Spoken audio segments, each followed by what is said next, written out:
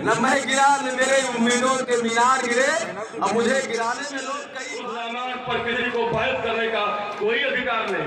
जिस बाबा तुलसीदास ने रामायण लिखने के पहले दुष्टों को भी नमन किया, जिस बाबा तुलसी ने सदैव लगाकर चींटी और पेड़ पौधों को भी नमन किया, उस बाबा तुलसीदास की चौपाई पर अरे रामायण गुरुजी मैं आपसे पूछना चाहता हूँ, मैं आपसे भी पूछना चाहता हूँ, कोई भी कोई काम जब करता है तो देश काल और परिस्थिति के आधार पर करता है। रामायण की रचना स्वामी जी ने की थी, परिस्थितियां नहीं होंगी।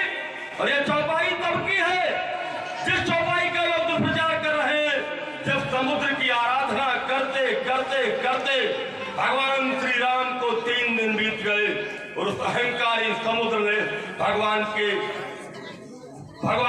प्रार्थना को स्वीकार नहीं किया। तब भगवान ने कहा था, चौपाई उस समय की है, तब भगवान ने कहा था कि लक्ष्मण बाण फरा कर लालो तो बारिश फिसक रसालो सठ सन विनय कुटिल सन प्रीति सहज कपन सन सुंदर रीति। उसके बाद उन्होंने कहा था इस बात को, उन्होंने कहा था कि ढोल गवार शूद्र पशुनारी सकल ताड़ना के अधिकारी। ताड़ने का अर्थ क्या है मैं बता रहा हूँ। माताओं बहनों, मैं आपसे भी पूछना चाहता हूँ, इस समाज में पुरुषों से ज्यादा अहमियत आपकी है। स्त्री को एक रत्न कहा गया, स्त्री रत्न है। समुद्र मंथन में स्त्री की उत्पत्ति हुई थी। गुरुजी बात अगर मेरी गलत हो तो आप बता देना।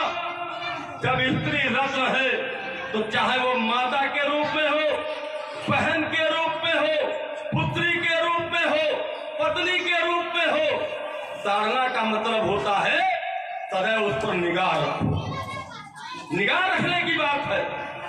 क्या बेटा अपनी मां पर निगाह नहीं रखता? क्या भाई अपनी बहन पर निगाह नहीं रखता? क्या पति अपनी पति पर निगाह नहीं रखता? निगाह रखना कोई बुरा नहीं होता है। और ढोलक की बात मैं आपको बताना चाहता हूं, ढोलक को वही बजा सकता है जो संगीतमयी ढंग से ढोलक को बजाने का काम करता हो, तभी ढोलक अच्छी आवाज करेगी। और कोई पीटने लग जाए तो गुरुजी गा पाएंगे? ताल नहीं मिलेगी, सुर नहीं मिलेगा, लय नहीं मिलेगा।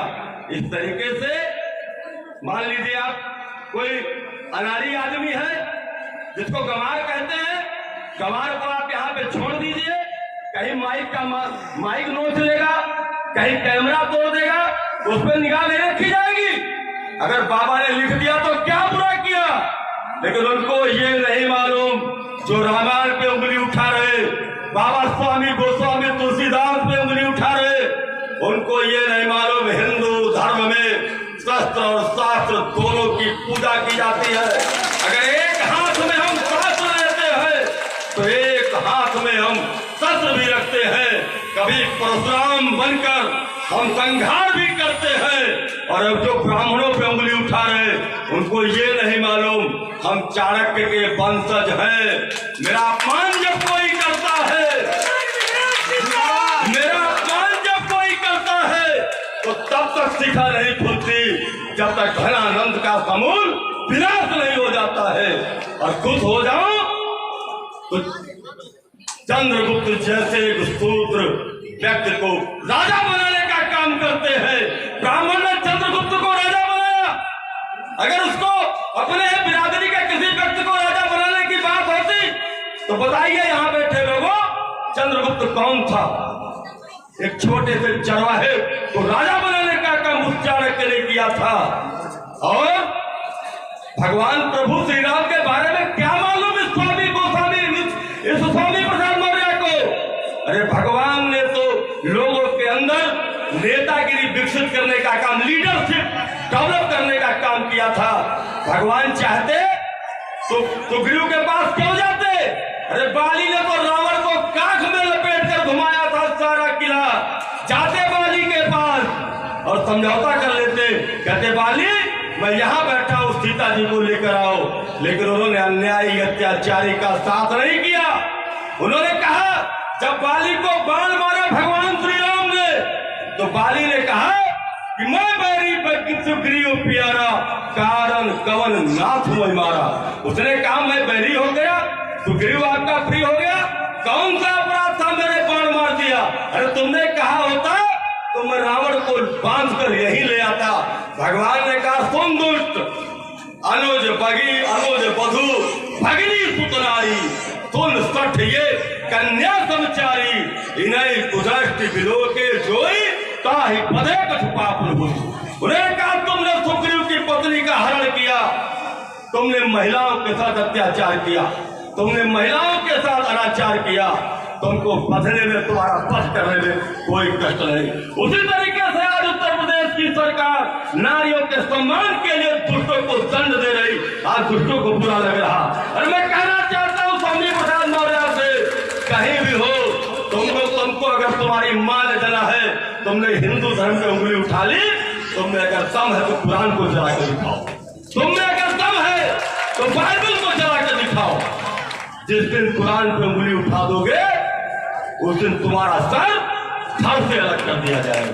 लेकिन हम हिंदू हैं, हम तो चींटी को भी देवता मानते हैं, हम माफ कर देते हैं, जरा देर में माफ करते हैं, कोई बात नहीं, गुमराह व्यक्ति है। लेकिन मैं ये कहना चाहता हूँ, भूल मत करना हिंदू धर्म पर उंगली उठाने की।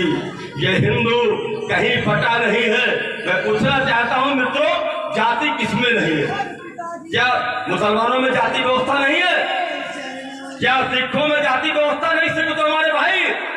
क्या आप जो बाइबल की बात करते हैं, आप जो ईसाइयों की बात करते हैं, अरे ईसाई तो गांव में जाकर झाड़ फूक के नाम पर हमारे भोले भाले छोटे लोगों को धर्म बदलने पर मजबूर करते हैं। लेकिन होता क्या है, हम हिंदू यहाँ ज्यादा है तो लगता है कि कोई पंडित है, कोई ठाकुर है, कोई कुछ है, कोई कुछ है।